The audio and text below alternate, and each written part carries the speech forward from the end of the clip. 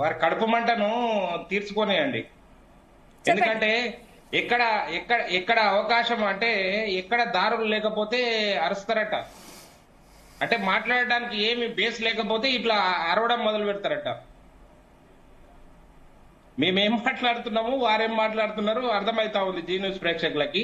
Okay, ఇప్పుడే వద్దాము, ప్రస్తుతానికే వద్దాం. 40 సంవత్సరాలు 60 సంవత్సరాలు వినడానికి సిద్ధంగా లేరు కదా. ఎందుకంటే వారి పాలన గొప్పగా లేదు, దిగజారుడు పాలన ఉంది కాబట్టి వారికి వినడానికి ఇంపుగా లేదు కాబట్టి అది వద్దంటున్నారు. ఇప్పటికే వద్దాం, ప్రస్తుతానికి వద్దాము. ప్రస్తుతం జరుగుతున్న అంశము 42% కామారెడ్డి డిక్లరేషన్ లో పెట్టిర్రు, మీరు బీసీ డిక్లరేషన్ అని పెట్టిర్రు. నాట్ ఓన్లీ 42% బీసీ డిక్లరేషన్ లో పెట్టిన అంశాలని ప్రస్తుత రేవంత్ రెడ్డి గారి ప్రభుత్వము ఎన్ని అంశాలని పూర్తి చేసింది? ప్రస్తుతం వారి అధికారంలో ఉండి వారికి ఎక్కడ కూడా రాజ్యాంగ పరంగా గాని చట్టపరంగా గాని ఇబ్బందులు లేకుండా ఉన్న అంశాలపైన ఎంత చిత్తశుద్ధితోటి ఈ ప్రభుత్వము ఏ కార్యాచరణను అమలు చేసింది? 20,000 కోట్ల రూపాయలు ప్రతి సంవత్సరము బీసీలకు బడ్జెట్ కేటాయింపులు ఉంటాయి. 5 సంవత్సరాల్లో 1,00,000 కోట్ల రూపాయల రిజర్వేషన్ టాపిక్ ఉంది, మీరు వేరే టాపిక్స్ మాట్లాడకండి. మళ్ళీ వేరే సెషన్ అడుగుదాం, రిక్వెస్ట్ చేద్దాము, అప్పుడు వేరే టాపిక్స్ గురించి మాట్లాడారు. ఈరోజు రిజర్వేషన్ గురించి ఇంత పెద్ద బంద్ జరుగుతుంటే దాని గురించి మాట్లాడమని చెప్తుంటే రిజర్వేషన్ల గురించి మీరు వేరే ప్రామిసెస్ గురించి మాట్లాడతారు. నాకు అర్థం కాదు. ఒక నిమిషం ఆగండి. దిలీపాచార్య గారు ప్లీజ్ మేడం, ఒక పని చేయండి, వారొక్కరినే కూర్చోబెట్టి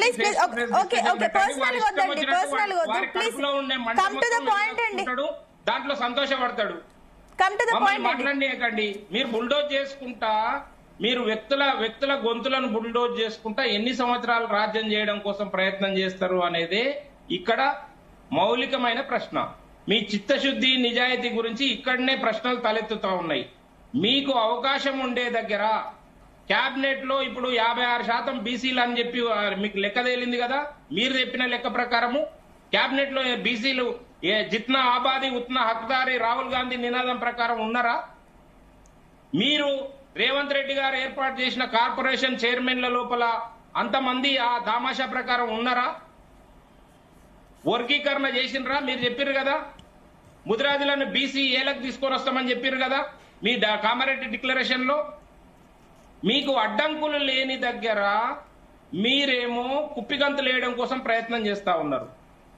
మీకు అవకాశం లేని దగ్గర మీరు ఇవన్నీ కబుర్లు చెప్పి అందమైన ఉపన్యాసాలు ఇచ్చి ప్రజల్ని మభ్యపెట్టడం కోసం చూస్తా ఉన్నారు. ఎన్ని రోజులు మభ్యపెడతారండి? ఏం చేశారు మీరు? మన హైకోర్టులో ఏం చెప్పింది కోర్టు, సుప్రీంకోర్టులో ఏం చెప్పింది? మీరు మేము ఘనత వహించిన కాంగ్రెస్ పార్టీ 140 సంవత్సరాల చరిత్ర కలిగిన కాంగ్రెస్ పార్టీ, మాకు పాలనానుభవం ఉంది, మాకు థింక్ ట్యాంకర్లు ఉన్నారు, మేము దానికి సంబంధించిన మొత్తము ఎక్సైజ్ పూర్తి చేసినాము, దీనికి ఏమీ అడ్డంకులు లేవు, ఎవరు అడ్డుపడ్డా భూమి ఆకాశం ఏకమైనా మేము 42% రిజర్వేషన్లు అమలు చేసి తీర్తామని చెప్పారు కదా. ఇప్పుడు ఎందుకు ఈ సన్నాయి నొక్కులు నొక్కుతా ఉన్నారు? మీ చిత్తశుద్ధి ఎక్కడ పోయింది? మీరు చెప్పారు కదా పార్లమెంట్ లో ప్రవేశపెట్టలేదని చెప్పి.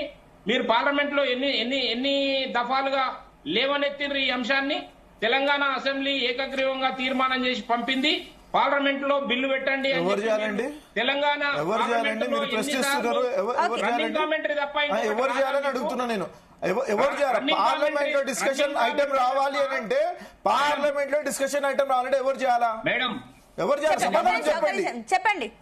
మీరు ఈ విధమైన గొంతు నొక్కుడు విధానాన్ని ఎవరు నొక్కట్లేదండి దిలీప్ గారు.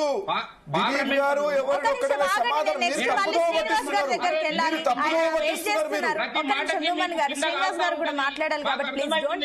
కింద కాలుతా ఉంటది. ఏ మాటలు మాట్లాడుతున్నారు మీరు? పద్ధతిగా మాట్లాడడం నేర్చుకోండి. మీరు డిబేట్ లో ఉన్నారు, మీరు కొన్ని వేల మంది చూస్తున్నారు. కింద పైన ఎట్లా మాట్లాడతారండి? నాకు అర్థం కాదు. మీకు ఏమైనా బుద్ధి ఉందా మీకు మాట్లాడడానికి? మీకు మాట్లాడే పద్ధతి తెలియదు. మీకు ఎట్లా మాట్లాడతారండి? మీరు ఇంతమంది ఉన్నారు, ఎట్లా మాట్లాడతారు మీరు? నాకు అర్థం కాదు. మీకు ఎందుకు కాలుతా ఉన్నారంటే మీ నిజాలు ఒక్కొక్కటిగా బయటకు వస్తా ఉంటాయి.